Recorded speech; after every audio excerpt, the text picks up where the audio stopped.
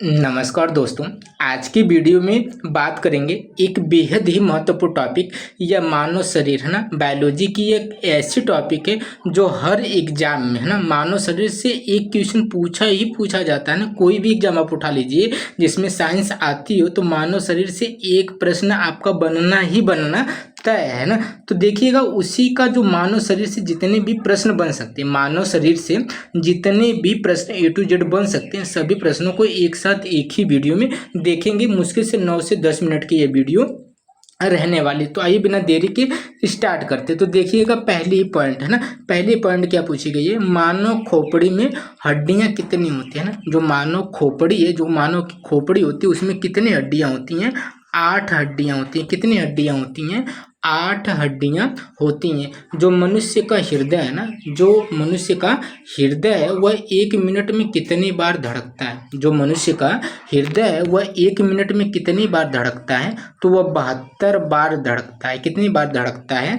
72 बार धड़कता है। स्वस्थ मनुष्य है ना, यदि कोई स्वस्थ मनुष्य है तो जो श्वसन की दर होती है वह 1 मिनट में कितनी बार होती है? 16 से 18 बार होती है। कितनी बार होती है? 16 से 18 बार। यानी एक बार जो मनुष्य होता है 1 मिनट में कितनी बार श्वसन करता है? 16 से 18 बार श्वसन करता है ना। मनुष्य के मस्तिष्क का वजन अगर देखा जाए तो कितना होता है? 1350 से लेकर 1400 ग्राम तक होता है। कितना होता है? 1350 से लेकर 1400 ग्राम तक होता है। वहीं पे बात करें कि शरीर की सबसे बड़ी हड्डी, शरीर की सबसे बड़ी हड्डी क्या होती है? फीमर होती है। जो कहाँ पाई जाती है? जांग में पाई जाती है। ये मनुष्य की क्या होती है? मनुष्य के शरीर की सबसे बड़ी हड्डी होती है। वहीं पे बात करें सबसे छोटी हड्डी, तो सबसे छोटी हड्डी कौन सी होती है? स्टेपिज होती है। जो स्टेपिज हड्डी होती है यह मनुष्य के शरीर की क्या होती है? सबसे छोटी हड्डी होती है। और ये कहाँ पाई जाती है? कान में पाई जाती है। कहाँ पाई जाती है? कान के मध्य में पाई जाती है। वहीं पे बात करें कि मनुष्य के शरीर की सबसे मजबूत हड्डी कौन सी होती है? यदि सबसे मजबूत हड्डी की बात करें तो जो जबड़े की हड्डी होती है ना, जो जबड़े की हड्डी होती है यह क्या होती है? सबसे मजबूत होती है। वहीं पे बात करें शरीर का सबसे कठोर तत्व है ना, सबसे मजबूत हड्डी पूछे तो जबड़े की हड्डी बताइएगा। लेकिन पूछे शरीर का सबसे कठोर तत्व, शरीर का सबसे कठोर तत्व, तब क्या बताना पड़ेगा? एनामिल बताना पड़ेगा। क्या बताना पड़ेगा? एनामिल बताना पड़ेगा। वहीं पे बात करें मनुष्य के सौंदर्य का अध्ययन क्या कहलाता है? मनुष्य के सौंदर्य का अध्ययन क्या कहलाता है? केलोलॉजी कहलाता है। क्या कहलाता है? केलोलॉजी कहलाता है। सामान्य मनुष्य का रक्तचाप, सामान्य मनुष्य का जो रक्तचाप होता है वह कितना होता है? 120/80 mm होता है। कितना होता है? 120/80 mm होता है। शरीर में रक्त के परिभ्रमण में लगा समय, यानी जब एक बार हृदय ब्लड को क्या करता है? पंप करता है ना, तो वह कितने सेकंड में पूरे शरीर में भ्रमण करके वापस आ जाता है ना। तो जो ब्लड है पूरे शरीर में भ्रमण करके जब वापस आता है तो पूरे भ्रमण करने में उससे कितने समय लगते हैं? 23 सेकंड का समय लगता है। यानी जो हमारा ब्लड है ना 23 सेकंड में पूरे शरीर में घूम के वापस आ जाता है। तो रक्त परिभ्रमण में लगा समय कितना है? 23 सेकंड है, मात्र 23 सेकंड में ना। तो मानव शरीर में जल की मात्रा, जो हमारा शरीर है ना, जो मानव शरीर है इसमें जो जल की मात्रा होती है वह कितना होती है? 65 से 80% होती है। कितना होती है? 65 से 80% होती है। वहीं पे रक्त की मात्रा की बात करें है ना, शरीर में यदि रक्त की मात्रा को देखा जाए तो कितना होता है? 7% होता है। कितना होता है?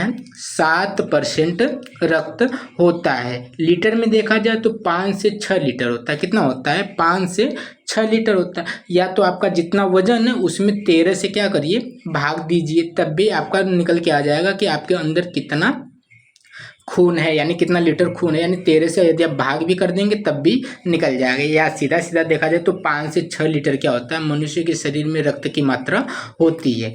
जो मानव रक्त होता है ना यह क्या होता है? क्षारीय होता है। क्या होता है? क्षारीय होता है। और इसका पीएच मान कितना होता है? 7.4 होता है। यानी जिसका भी पीएच मान 7 से ज़्यादा होता है वह क्या होता है? क्षारीय होता है। यदि 7 से कम होता है तो अम्लीय होता है। यदि एग्जैक्ट 7 होता है तो वह क्या हो जाता है? उदासीन होता है। तो जो मानव का रक्त होता है यह कैसा होता है? क्षारीय होता है। और इसका जो पीएच मान होता है वह कितना होता है? 7.4 होता है। कितना होता है? 7.4 4 होता है।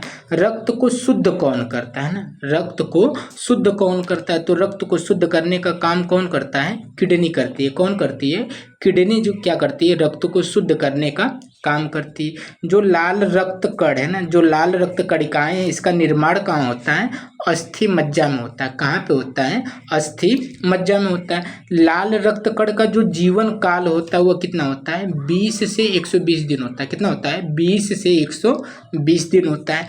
श्वेत रक्त कण है ना, श्वेत रक्त कण का जो जीवन काल होता है वो कितने दिन होता है, 2 से 4 दिन होता है। कितना दिन होता है, 2 से 4 दिन होता है। श्वेत रक्त कण को क्या कहा जाता है, ल्यूकोसाइट कहा जाता है। क्या कहा जाता है, ल्यूकोसाइट कहा जाता है। वहीं पे देखा जाए तो लाल रक्त कण को क्या कहा जाता है, लाल रक्त कण को क्या कहा जाता है, इरिथ्रोसाइट कहा जाता है। क्या कहा जाता है, इरिथ्रोसाइट कहा जाता है। शरीर का जो ताप होता है ना, ताप नियंत्रक किसको, किस ग्रंथि को कहा जाता है, शरीर का जो ताप नियंत्रक होता है वो किस ग्रंथि से होता है, हाइपोथैलेमस ग्रंथि होती है ना। हाइपोथैलेमस ग्रंथि क्या करती है, शरीर के ताप को नियंत्रण करती है।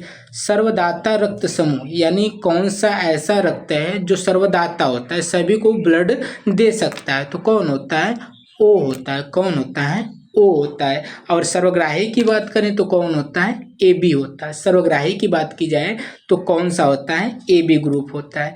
ब्लड बैंक किसको कहा जाता है, प्लीहा को कहा जाता है। स्प्लीन भी बोला जाता है। तो ब्लड बैंक किसको कहा जाता है, प्लीहा स्प्लीन को कहा जाता है।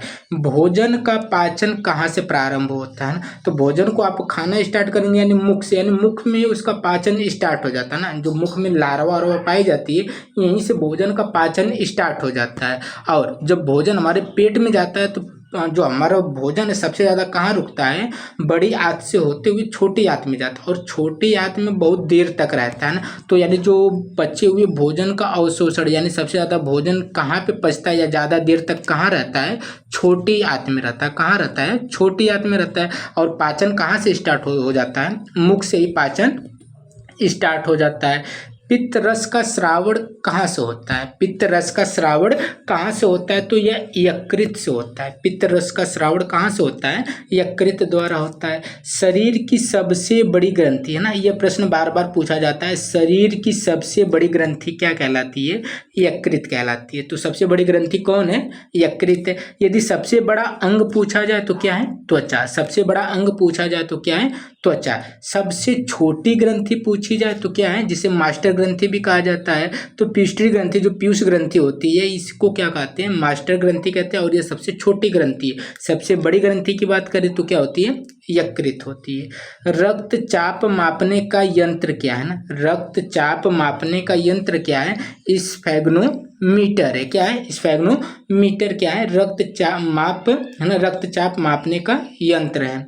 मनुष्य की पसलियों में है ना, मनुष्य की पसलियां पाई जाती हैं कितनी है, 12 जोड़ियां होती हैं ना। मनुष्य में जो पसलियां होती हैं वो कितनी होती हैं, 12 जोड़ियां होती हैं। और शरीर में जो हड्डियां होती हैं, हड्डियों की कुल संख्या कितनी है, 206 हड्डियां होती हैं। कितनी होती हैं, मनुष्य के शरीर में कितनी हड्डियां होती हैं, 206 हड्डियां होती हैं। मांसपेशियों की कुल संख्या देखी जाए तो कितनी है, 639।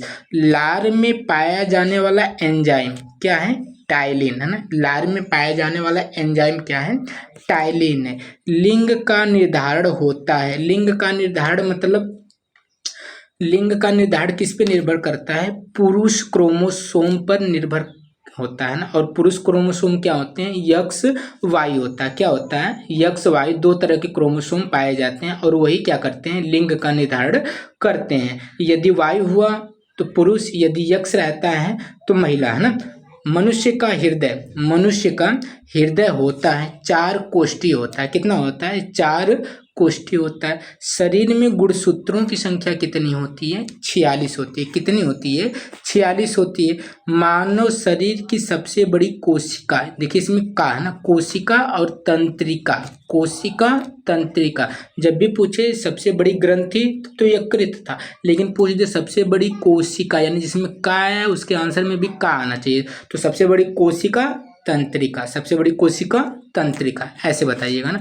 RH फैक्टर के खोजकर्ता कौन है, स्टीनर और वीनर है। कौन है? RH फैक्टर के खोजकर्ता कौन है? स्टीनर और वीनर है। शरीर में अमीनो अम्ल की संख्या कितनी होती है?